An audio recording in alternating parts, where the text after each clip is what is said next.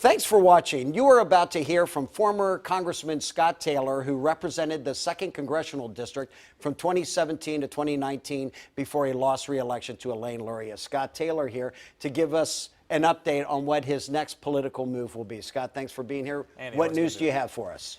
Well, Andy, as we talked before the show, we are announcing today that I'm going to be back in the race. We're going to take the seat back. We're going to run for the 2nd Congressional District. So you are in the race, and you are hearing it right here on WAVY TV 10. You lost to Luria in 2018. What is different now that makes you think you will be successful this time? Sure. Well, there are definitely different conditions in a presidential year than the last time. And then, now we both have two years of record. So the district has seen 2 years of Elaine Luria and 2 years of me. And they can obviously be the judge of who represented the district better. And the impeachment thing, of course, as we talked about, is a big issue. And disgracefully using her military background to justify an empty impeachment, which is taken away from the needs of the district and the country. Okay. We will get to some of those issues coming up. But let's go over some of the history, which I think is important for you to address when you're starting this campaign. You have acknowledged in interviews with us that the signature gathering scandal to get an opponent on the ballot to dilute Democratic voters contributed to your loss. What do you say to voters to win back their confidence that you are not involved in this or responsible for this? Well, sure. I mean, we know that I'm not involved with it. I was exonerated, but the reality is, it is important to say that I was responsible for my team. There's no question about it. I was devastated to learn about wrongdoing on the team, but in the end, I'm responsible for it. And I think some voters held me accountable for it.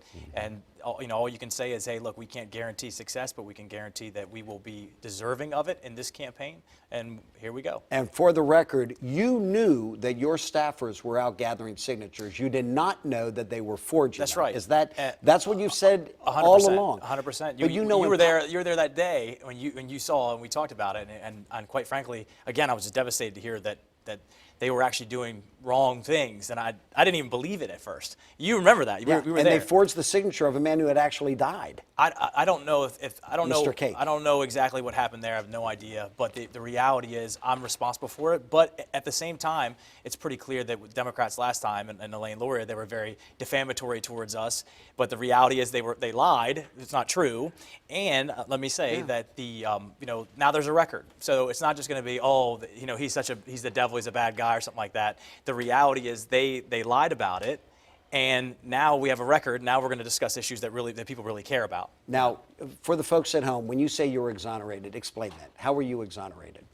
Because the guy that's running the investigation has said there's zero evidence that I knew about anything, and so if I was in trouble, I would be in trouble, Andy. Right? You would be in trouble. Right? You would be in trouble and charged. So it's pretty clear that the Democrats, their commercials, that they were lying, 100%.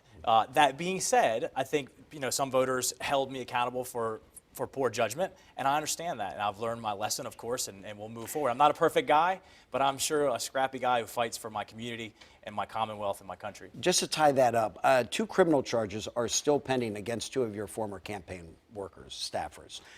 What responsibility, critics will say, that you are at least responsible for what went wrong? I'm responsible. I've already said that. I'm responsible for my team. Just like if in your team, Andy, if somebody on your team did something wrong, you're responsible for it. That doesn't mean that you knew about it or that you in fact did something wrong. But sure, I'm responsible for the behavior of my team.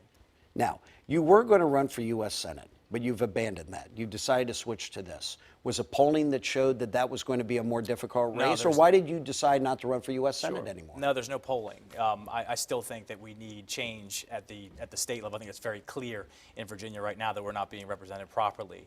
The reality is, almost every day when I'm out in public, people come up to me, and some of your viewers have come up to me in stores and, hey, please run. It's pretty clear that we're not being represented well in Congress. Elaine is not present, and I think the straw the last straw for me was impeachment, was using your military record to justify your empty impeachment vote. And I think I just can't take it. I can't stand by and let that happen. And so we've had tremendous amount of people ask us to come and run because they don't feel like they're being represented in Congress. And ultimately, I feel called to come home and take the seat back. Is your district, is the 2nd Congressional District, is it something that you would say is a pro-Trump? Now, Hillary Clinton won the 2nd District by 3.4 points no, Trump in 2016. Trump won the 2nd District. she won. He won Sure. by. He won. No, Hillary Clinton won the second district. No, the president won the second district by 3 points, and there were, I think it was about the same 3 or 4 points that went to the Libertarian.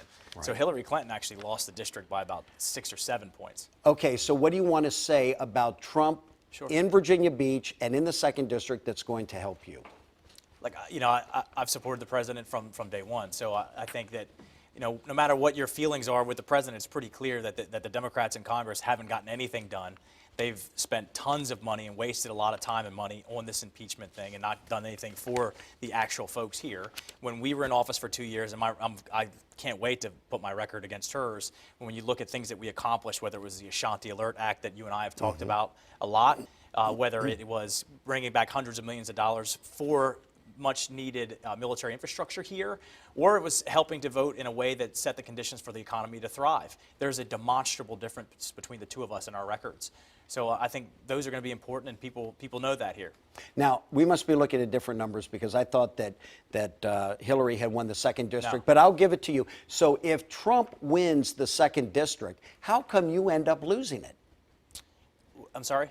If Trump wins, because you're on the same. If he wins, that was the presidential year. Yes. When you look at the midterms, and I think, look, there's several, and we can discuss when we obviously did an autopsy on the race, and certainly there was the signature thing, our own issue. But he's on the ballot this year too. But you're talking about the midterm races as opposed to the presidential year. There's a big difference in the electorate. Sure. To be fair, Democrats showed up almost had a presidential turnout for the midterms. Historically, for midterms, the party in power loses seats in Congress in the first midterm election.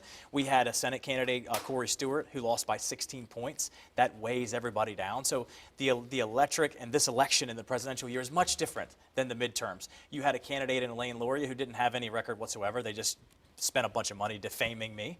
Now she has a record. Now you see that Elaine Luria is not at all who she said she was, but she's exactly who we said she was going to be in Pelosi's pocket, has voted for Pelosi for 98% of the time. She hasn't been present in the district. And then, of course, she's hell-bent on this impeachment. Now, your critics, Ben Loyola is also trying to get the Republican nomination. Some of his people have reached out to me and said that they think that you are unfairly trying to take the gun issue to launch your political campaign to run for Congress. You were seen at Virginia Beach City Hall. Yeah, because I believe in the Second Amendment. Right? So So for those that say you're trying to basically hijack that issue to launch this campaign, what would you say? That's nonsense. I'm a former Navy SEAL sniper. I'm a huge believer in the Second Amendment. It's something I believe that Democrats have far overreached. They promised you, and Elaine, same thing, the poll-tested words of common sense gun laws. Look at what's going on right now. I've passed law in Virginia. I've passed law in the United States. I've read the bills that are coming out of Richmond. Whether you want common sense gun control or not, those laws would make millions of our neighbors felons immediately, including myself. I would be a felon too. You don't think I'm going to get active on an issue like that, supporting the Constitution, the Second Amendment, and making sure that I'm not a felon? Of course, of course. So, of course, my critics or somebody that's running against us is going to say something, but that's nonsense. What have you been doing since we last spoke to you? Sure. In terms of employment, likewise? Yeah, employment. Yeah. You've been traveling. Tell us what you can tell us about your travel. I'm super proud of what I've been doing. I've been helping. I've been going back and forth to the Middle East, and there's a company, MI Systems. Actually, they're out of Virginia Beach and Houston, and they have a revolutionary clean water technology that's desalination, helps produce oil, and gets clean water to folks. So I've been helping him in the Middle East bring clean water to people, and so I'm super proud of what we've been doing. Right. Now, what happens next? What are you doing next? Where will you be later on this afternoon? I hear you're going to be somewhere later this afternoon, maybe down at the Virginia Beach I'm speaking at City Council. I'm going to speak to my representatives of City Council, and I'm not there. I won't be there to debate gun control or laws. They're thinking you're once again using this to launch the campaign. That's what I believe in, Andy. You know me. You've known me for years. You know I show up at things I believe in. You've seen me for years of different things like that. I'm speaking to City Council because I want to make sure that my representatives send the message to Richmond that I don't want to be a felon, that I don't want my veterans and military buddies and my neighbors and mothers that want to protect themselves to become felons. I mean, I think it's incredible the hypocrisy of saying that you want common sense gun laws, but then doing it in a way that leads to gun confiscation and making folks felons. I think it's dangerous, quite frankly. So you've known me for years. You know I'm not scared to show up to support something that I believe in. Final question, and we thank everyone for tuning in to watch this. Why did you choose to come to WAVY TV? Why are you here? For you, Andy. I'm here for you. I'm here for you. You know, you and we've been friends for a long time. I know that you're a fair person, and you give a good interview. You don't let anybody get away with anything, but you're also not swayed in one way or the other. You're a fair person, and I appreciate that, and that's why I'm here. Okay, just one last thing real quick, and you know I always have one more question, as you know me. Let's say I'm an undecided independent voter, and I come up and I say to you, Scott Taylor, I'm still troubled by the forged signatures in the last campaign that led in part to your defeat. I'm still troubled by that. What would you say to me? I would tell you that I'm an imperfect person, that I've made bad decisions before, just like anybody else, but I've learned my lessons. I'm someone who learns my lessons, and that, I can't promise victory in this campaign, but I can absolutely promise that we'll be deserving of it. Okay, Scott Taylor, thank you very much. You heard it from Scott Taylor himself. We will be covering this campaign, and we will have much more coming up on midday and also in our afternoon newscast. And we thank you very much for tuning in to hear Scott Taylor announce that he plans to run for his old seat, taking on Republican here, Democrat Elaine Luria. So thank you very much. He will also have primary competition with Ben Loyola, who is also announced. That's Lay's running against the Democrat Elaine Luria, Congresswoman Elaine Luria, in her first term in Washington. That's Lay's. I'm Andy Fox, 10 on your side.